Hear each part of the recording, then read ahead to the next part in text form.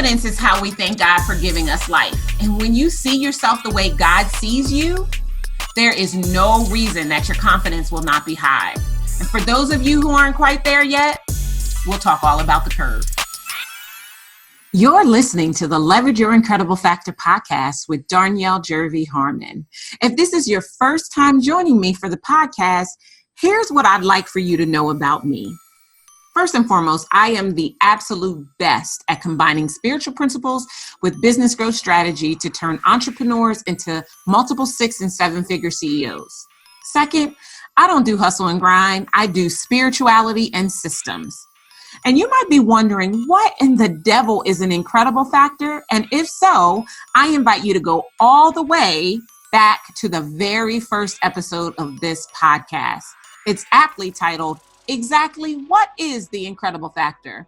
There's even a cool worksheet that I want you to do that will help you to find yours. Oh, I will likely say some things that will make you laugh, a few things that could make you cry, and definitely make you question if you are ready to leverage your incredible factor. Remember, I'm a coach, and my job is to tell you what you don't want to hear and show you what you don't want to see, all to help you to become who God created you to be.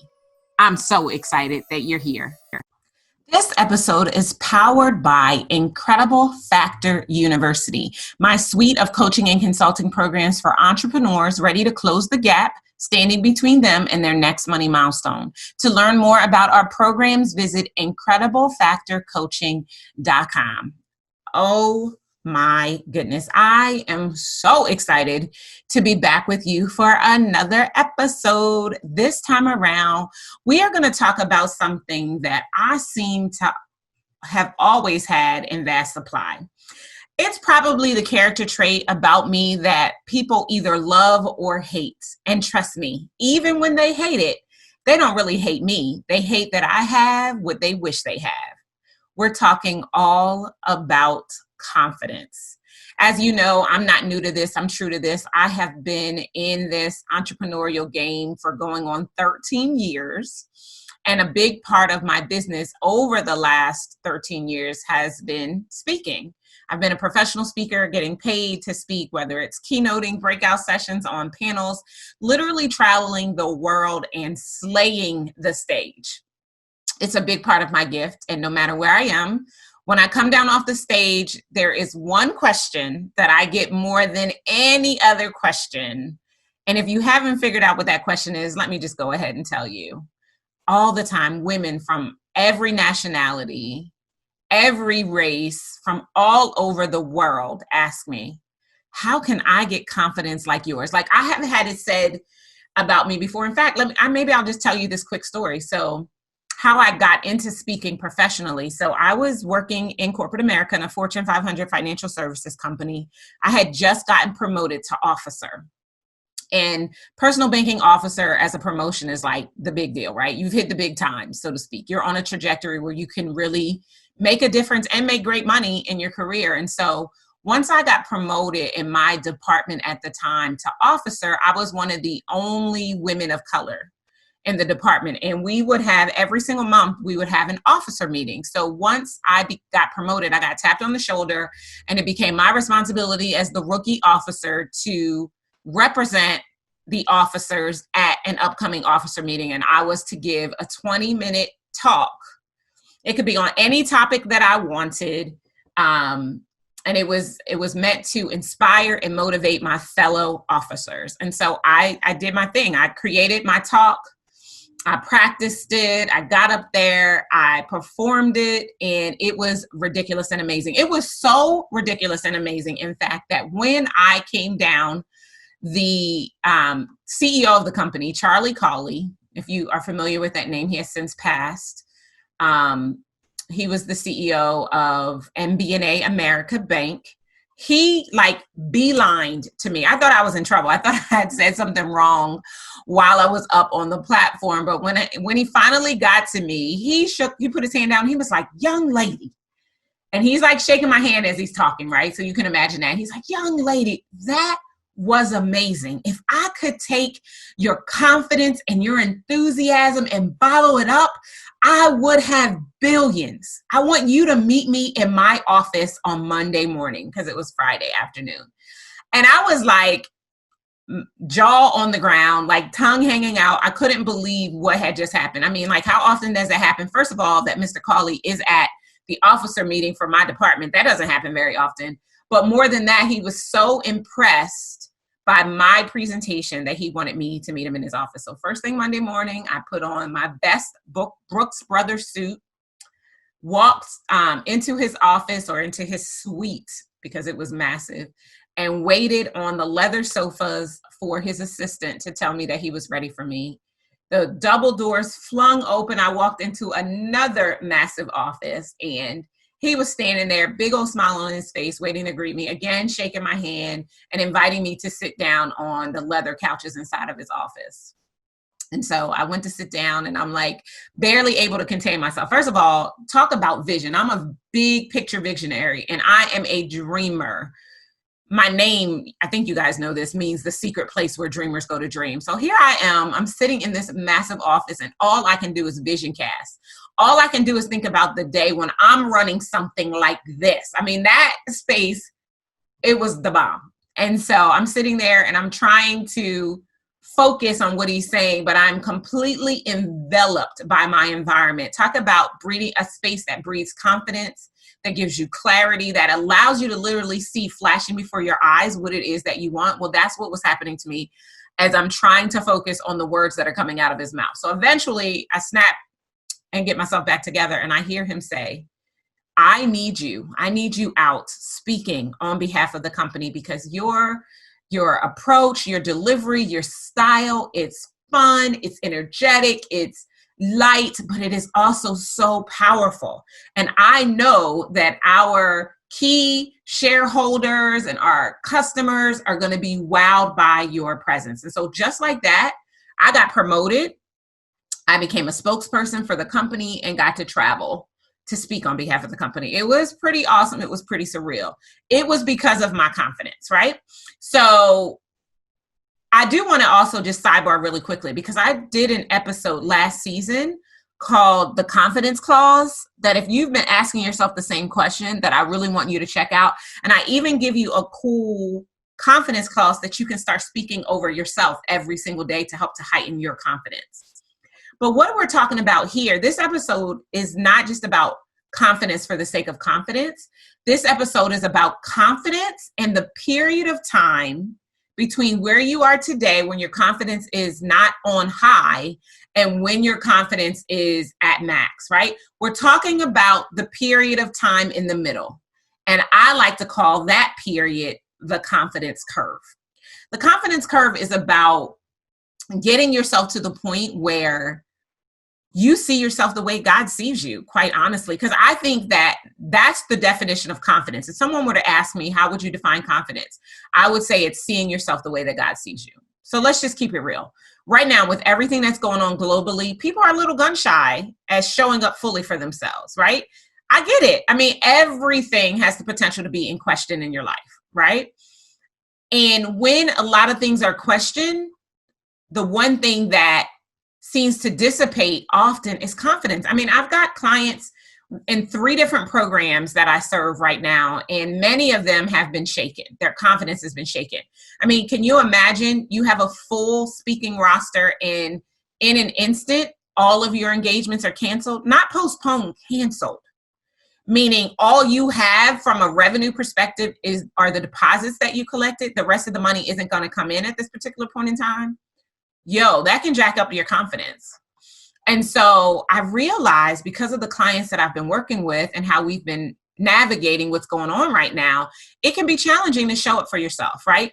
And while I really haven't struggled with my confidence as much as I know some people are, and that's because I like to think of myself the way that God created me, with the gifts and talents that he did, so that I could use them to shake the planet. And there's no way I could lack confidence when I look at myself that way. But I also get that most people don't see themselves that way, right? I think confidence is how we thank God for giving us life. And when you see yourself the way that God does, there is no reason you will not be confident. But the question I want to answer for you, I want you to be asking yourself is, what happens when you can't see yourself the way God does because you're out of alignment? This is where the curve comes in and saves the day. This is something I do with my clients. And most often, in full transparency, it comes into play when we're talking about them raising their rates, right? Now, no matter what it is that you charge, 9 times out of 10, when you first become my client, I'm going to overhaul your business model. I'm going to look at your packaging, what you're offering, and your pricing. And a big part of that is helping you to see yourself more confidently, just like God does, because for you to get to where you want to be, I believe that you can have a business that serves you. I believe that you can make millions and you can do it without being a super slave to your business.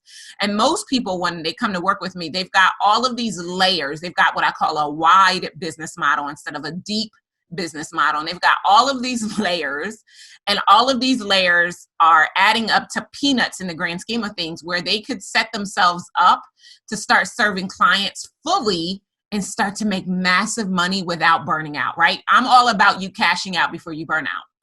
And so that's when we implement the curve, right? And so before we make the curve about pricing, let's talk about the curve for what it really is. Let's talk about it as it pertains to confidence, and then we'll circle back. So we're all born confident vessels of light. And depending upon who you interact with in your formative years, those years between birth and the age of 7, that'll determine your confidence level coming into adulthood.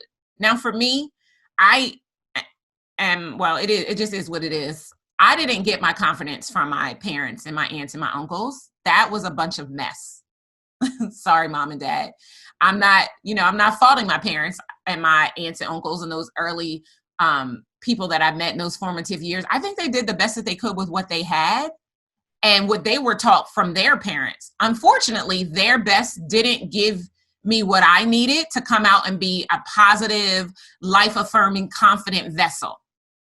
So I had to rely on my teachers, all right? And I've told you about Miss Dixon and Mr. Cook. I've had so many teachers who held the space and closed the gap for me because they could see my potential. They could see my greatness, and they didn't hold it against me. Because see, in my house, genius wasn't welcome, and it certainly wasn't celebrated. It got you called out, right? It would create more dissipation than it would celebration.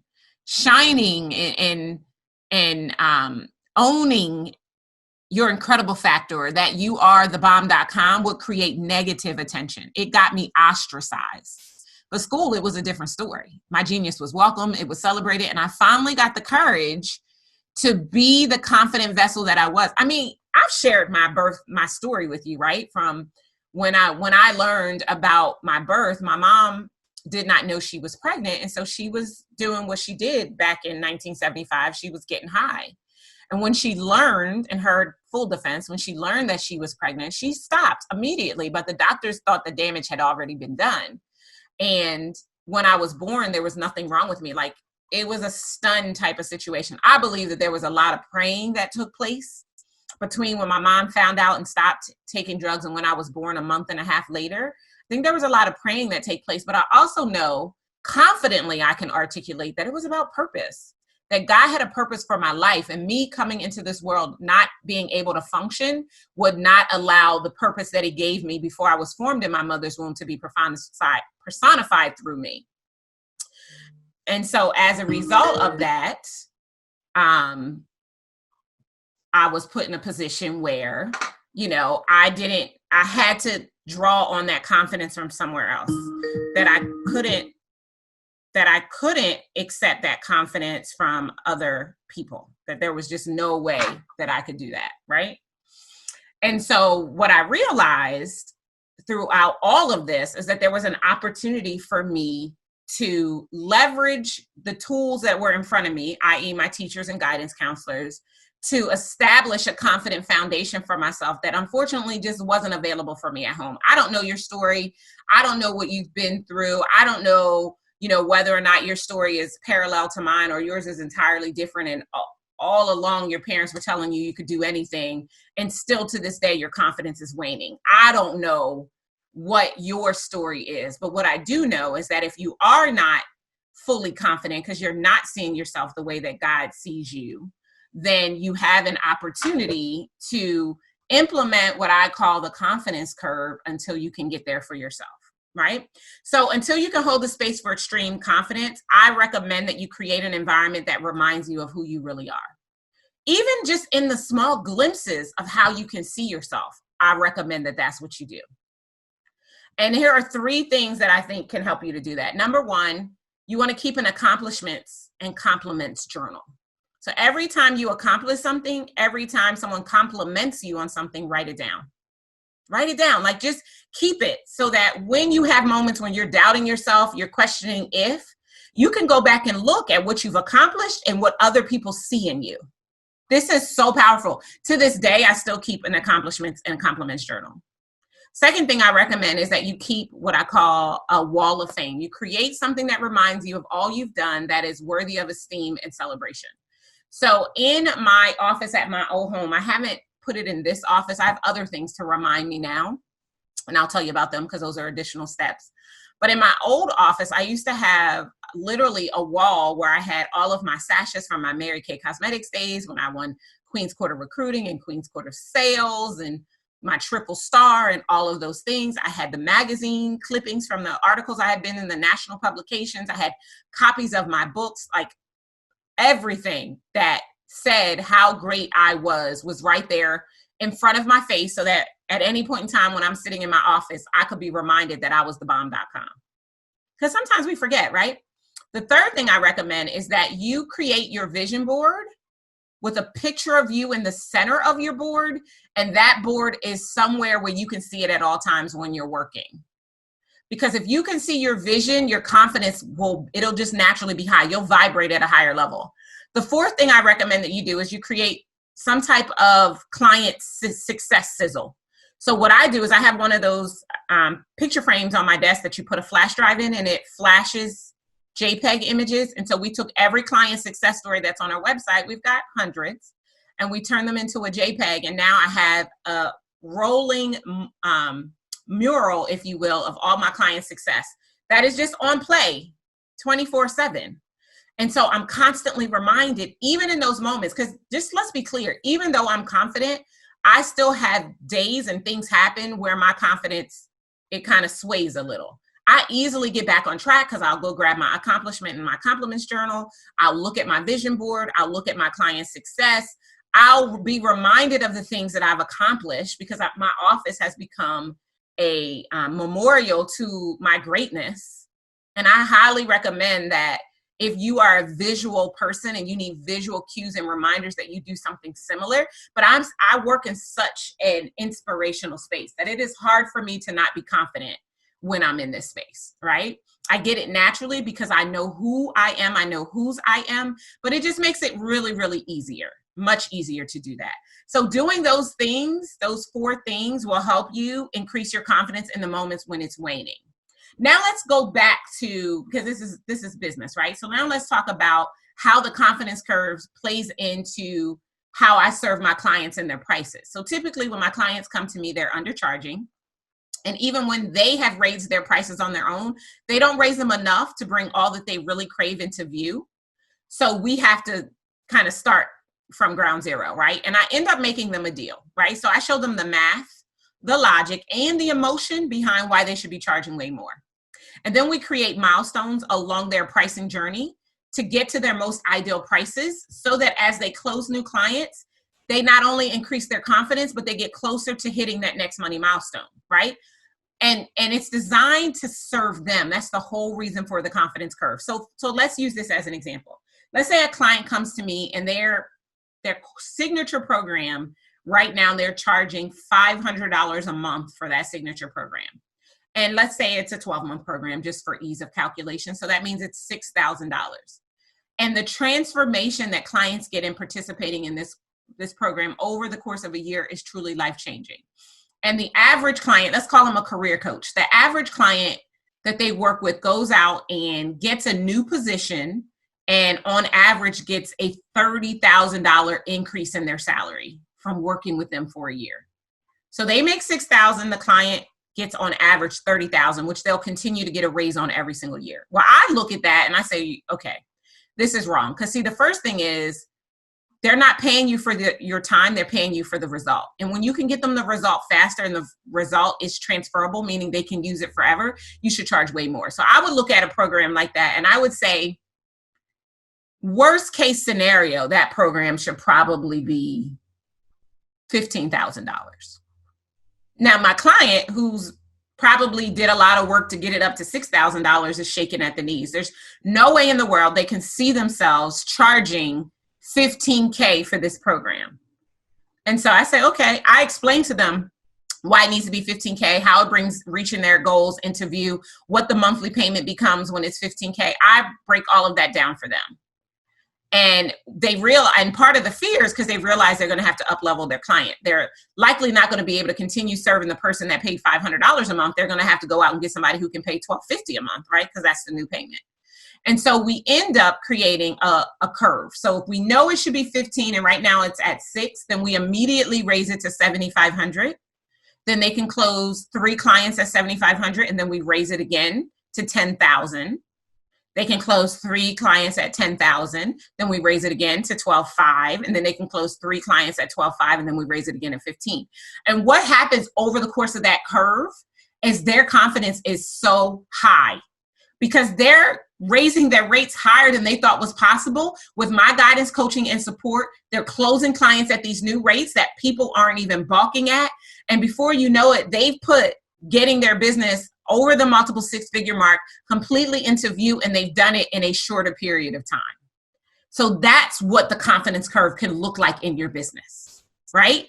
And so what I've come to realize is that if we can help people confidently see themselves the way that God sees them, then they'll be running businesses that serve them financially and spiritually, and they will really, truly be shaking the planet.